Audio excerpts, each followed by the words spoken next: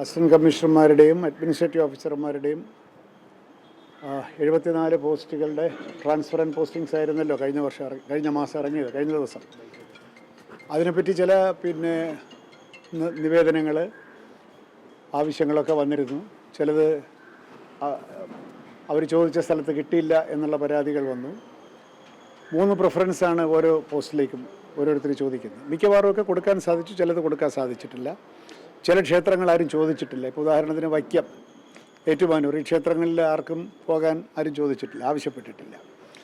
അതുപോലെ ശബരിമല അഡ്മിനിസ്ട്രേറ്റീവ് ഓഫീസറായിട്ട് ആരും പോകാൻ ഇങ്ങോട്ട് ആവശ്യപ്പെട്ടിട്ടില്ല. അസിസ്റ്റൻ്റ് എക്സിക്യൂട്ടീവ് ഓഫീസർ ശബരിമല ആരും ചോദിച്ചിട്ടില്ല.